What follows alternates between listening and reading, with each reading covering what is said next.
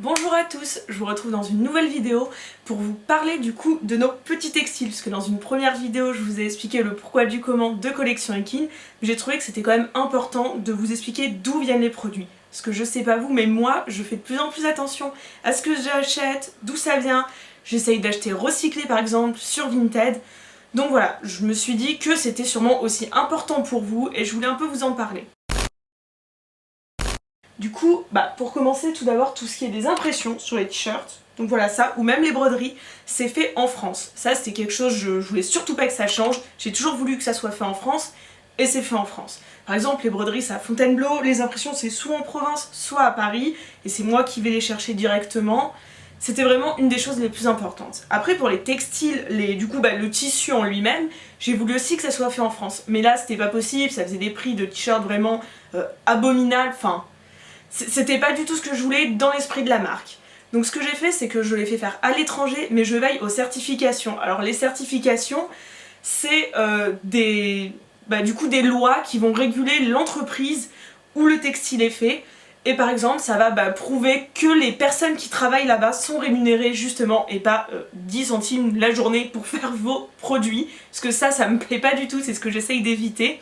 Et au niveau écologique aussi, on va dans des usines qui sont respectueuses de l'environnement, avec du coton bio, qui vont pas, jeter tous leurs déchets abominables dans une petite rivière en Inde, c'est pas du tout ce que je veux. Donc voilà, là-dessus, j'ai fait que ça soit comme je voulais, et vraiment, franchement, j'en suis contente, parce qu'on a réussi à faire un produit qui est quand même respectueux de l'environnement, respectueux d'un point de vue sociétal aussi, d'un point de vue humain, mais qui vont pas avoir des prix astronomiques à 70 € le t-shirt. Donc c'est comme ça que ça se passe. Après pour l'envoi, là on peut pas faire très écologique, je peux pas vous les envoyer en pigeon voyageur non plus, donc c'est comme toutes les marques, ça passe par la poste. Au niveau des emballages, j'ai demandé à ce qu'on reste quand même sur de l'écologie. C'est un plastique qui n'est pas du plastique, qui est de l'amidon de maïs. Ça c'était aussi un point important parce que je suis pas trop plastique, j'essaye de limiter ma consommation.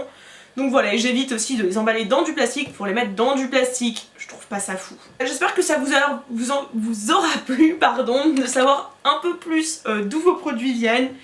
Voilà, merci pour tout ce que vous nous donnez, pour toutes vos commandes, pour vos vues sur la première vidéo, vos likes sur Instagram.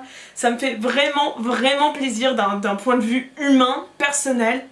Ça me fait aussi plaisir de pouvoir échanger, de voir la marque grandir, parce que voilà, je veux aussi vous annoncer que maintenant je travaille plus que sur Collection Ekin et sur des projets en tant qu'indépendante. Donc voilà, c'est vraiment dingue pour moi de voir que ça grossit comme ça et c'est important de vous remercier. Si vous me croisez, je sais pas, dans mon centre équestre, je sais qu'il y a des filles de mon centre équestre qui me suivent sur les réseaux.